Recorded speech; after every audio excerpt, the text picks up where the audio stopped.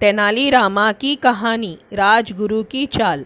राजा कृष्णदेवराय के दरबार में तेनालीरामा की बुद्धि और चतुराई के किस्से काफ़ी मशहूर थे। यही वजह थी कि राजगुरु के साथ साथ राज्य के कई ब्राह्मण तेनालीरामा को पसंद नहीं करते थे।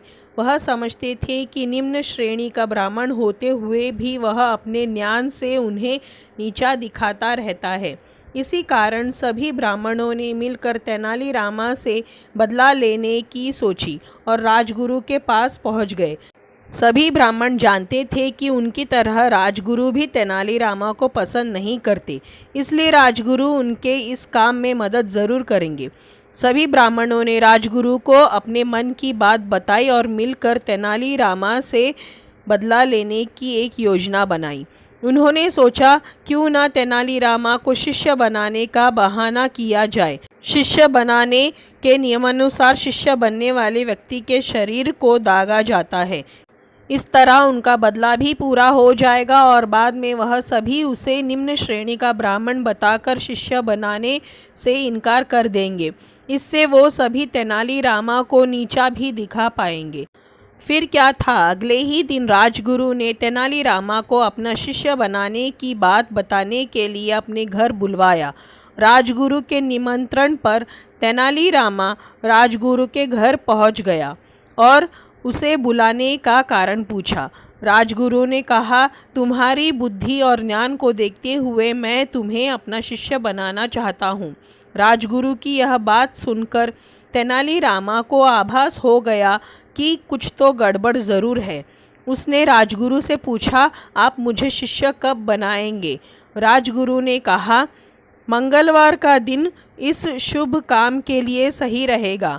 राजगुरु ने नए कपड़े देते हुए कहा, तेनालीरामा, मंगलवार को तुम यह नए कपड़े पहनकर आना, तब मैं तुम्हें अपना शिष्य बना लूँगा और साथ ही तुम्हें 100 सोने के सिक्के भी दिए जाएंगे। राजगुरु की बात सुनकर तेनालीरामा ने कहा, ठीक है, फिर मैं मंगलवार को सुबह आपके घर आ जाऊंगा।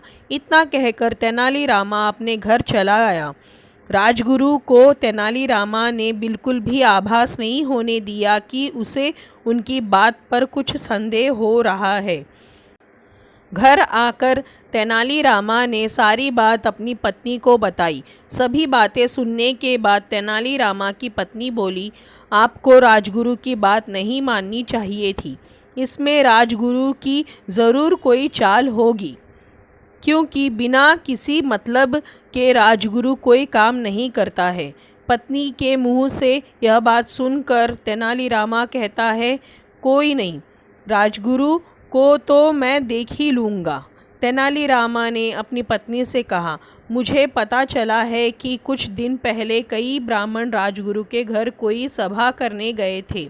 उन ब्राह्मणों में सोमदत्त नाम का ब्राह्मण भी गया था। सोमदत्त को मैं अच्छी तरह जानता हूँ। वह बहुत ही गरीब है और उसके घर की रोटी पानी भी मुश्किल से चलती है। ऐसे में अगर मैं उसे कुछ सोने के सिक्के दूंगा तो संभव है कि वह मुझे उस सभा में हुई सभी बातें बता देगा और मैं जान पाऊंगा कि आखिर राजगुरु के दिमाग में क्या चल रहा है।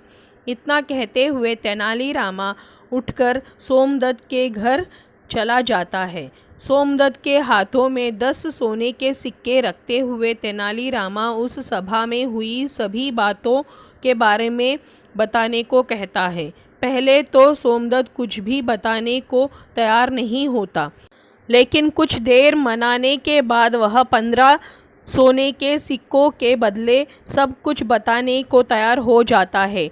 राजगुरु द्वारा तैयार की गई उससे बदला लेने की पूरी योजना जानने के बाद तेनालीरामा राजगुरु को सबक सिखाने के लिए विचार करने लगता है। फिर मंगलवार के दिन तेनालीरामा राजगुरु द्वारा दिए गए कपड़ों को पहनकर राजगुरु के घर शिष्य बनने के लिए पहुंच जाता है। शिष्य बनाने की विधि शुरू की जाती है और राजगुरु तेनालीरामा को 100 सोने के सिक्के देते हुए वेदी पर बैठने को कहते हैं। तेनालीरामा भी झट से हाथ आगे बढ़ाकर सोने के सिक्के ले लेता है और शिष्य विधि को पूरा करने के लिए बैठ जाता है। तभी राजगुरु इशारा देकर साथी ब्राह्मणों से शंख और लोहे के चक्र को गर्म करने के लिए कहते हैं, ताकि विधि पूरी होने पर उससे तेनालीरामा को वो दाग सके। विधि आधी ही पूरी हुई थी कि अचानक तेनालीरामा को दिए गए 100 सोने के सिक्कों में से 50 सोने के सिक्के राजगुरु पर फेंकता है और वहां से भाग खड़ा होता है। तेनालीरामा को भागता देख राजगुरु और उनके साथी ब्राह्मण भी तेनालीरामा के पीछे पीछे भागने लगते हैं। बचने की कोई स्थिति न दिखाई देने पर तेनालीरामा सीधे भागता हुआ राज दरबार में पहुंच जाता है। वहां पहुंचकर तेनालीरामा राजा कृष्णदेवराय को बताता है कि राजगुरु ने मुझे शिष्य बनने का निमंत्रण दिया था, मगर मुझे तब याद नहीं रहा कि मैं निम्न श्रेणी का ब्राह्मण हूँ जो राजगुरु का शिष्य नहीं बन सकता।